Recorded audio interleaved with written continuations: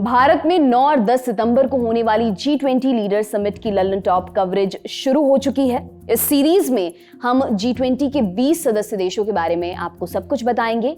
आज कहानी सऊदी अरब की। कहानी बताएं उससे पहले सऊदी अरब का नक्शा जान लीजिए। सऊदी अरब वेस्ट एशिया के मुहाने पर बसा है। एरिया के मामले में वेस्ट एशिया का सबसे बड़ा देश है। इसका पश्चिमी किनारा रेड सी यानी लाल सागर से मिलता है। रेड सी पार करते ही अफ्रीका शुरू हो जाता है।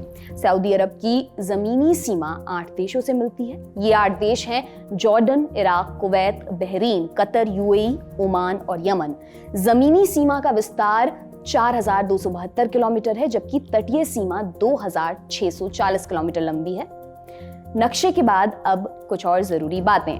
कुल आबादी 3 करोड़ 60 लाख। धर्म के हिसाब से 93% से अधिक लोग इस्लाम को मानते हैं। 90% सुन्नी, बाकी शिया, 4% ईसाई, बाकी में दूसरे धर्म।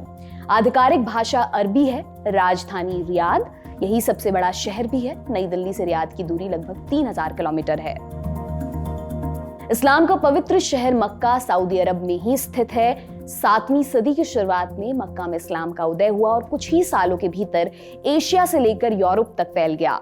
मक्का और मदीना इस्लाम के 2 सबसे पवित्र स्थल बन गए। 1932 में शाही आदेश के तहत किंगडम ऑफ सऊदी अरब की स्थापना की गई। इब्न सऊद पहले बादशाह थे। इन्हीं के परिवार ने आगे चलकर सऊदी अरब पर राज किया।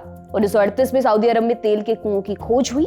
अमेरिका के साथ सऊदी अरब के रिश्ते बने। सऊदी अमेरिका को तेल देता था और बदले में अमेरिका ने सऊदी अरब को मिलिट्री सपोर्ट मुहैया कराया। 1991 में सऊदी अरब ने अमेरिका के साथ मिलकर खाड़ी के युद्ध में हिस्सा लिया और अमेरिका से लगातार सऊदी अरब हथियार लेता रहता है। सऊदी अरब की मुद्रा सऊदी रियाल है। यहाँ की जीडीपी $1 ट्रिलियन यानी लगभग 82 लाख करोड़ रुपए है। इंटरनेशनल मॉनेटरी फंड के मुताबिक साल 2023 के लिए सऊदी अरब की जीडीपी ग्रोथ रेट 3.1 है। निर्यात 2021 में लगभग 2,10,000 करोड़ रुपए। आयात 2021 में लगभग 1,26,000 करोड़ रुपए। भारत सऊदी अरब को क्या निर्यात करता है? खनिज तेल, कार्बनिक पदार्थ, रेलवे वगैरह के उपकरण, मशीनरी, न्यूक्लियर रिएक्टर, बॉयलर, चीनी, लोहा, इस्पात, प्लास्टिक, एल्यूमिनियम, तांबा आदि। भारत सऊदी अरब से क्या आयात करता है? Crude petroleum, electric machinery, textile, food products, tiles आदि। 1947 में भारत और सऊदी अरब के बीच डिप्लोमेटिक संबंध स्थापित हुए। साल 1955 में सऊदी अरब के किंग सऊद बिन अब्दुल अजीज पहली बार 17 दिन के लंबे दौरे पर भारत आए। इसके बाद अगले साल तत्कालीन प्रधानमंत्री जवाहरलाल नेहरू वहां पर गए। उनके बाद इंदिरा गांधी, फिर मनमोहन सिंह और फिर साल 2016 में पीएम मोदी सऊदी अरब के दौरे पर गए।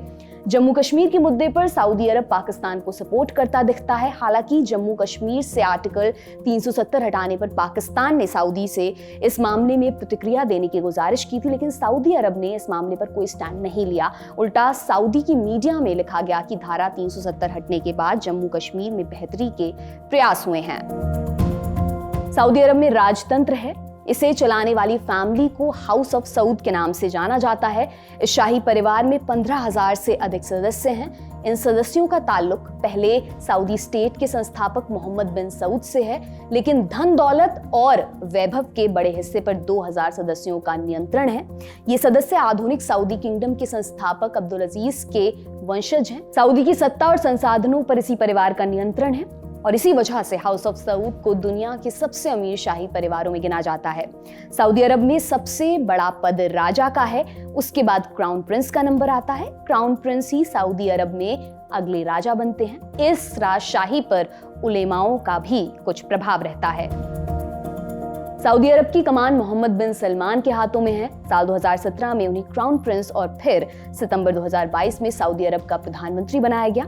31 अगस्त 1985 को जन्मे मोहम्मद बिन सलमान सऊदी के वर्तमान किंग सलमान बिन अब्दुल अजीज के बेटे हैं। साल 2015 में सऊदी के किंग अब्दुल्ला की मौत के बाद सलमान बिन अब्दुल अजीज किंग बने थे। उन्होंने फौरन एमबीएस को रक्षा मंत्री नियुक्त कर दिया। एमबीएस ने यमन के सिविल वॉर में सैन्य हस्तक्षेप शुरू कर दिया।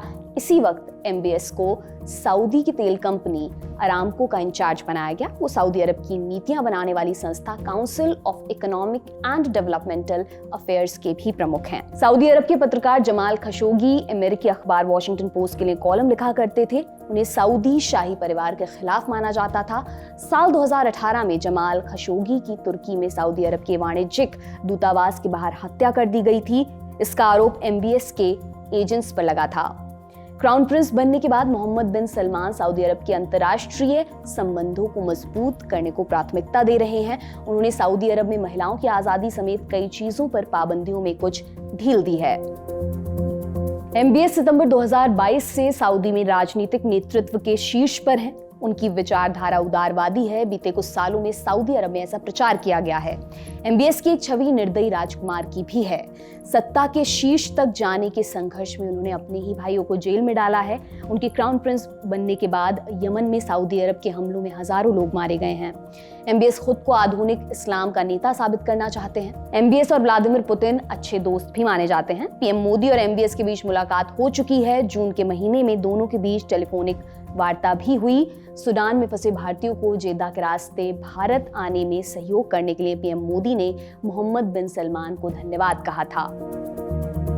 सऊदी अरब तेल का उत्पादन करने वाले सबसे बड़े संगठन ओपेक का हिस्सा है। इस्लाम की वहाबी विचारधारा की शुरुआत सऊदी अरब से ही हुई थी।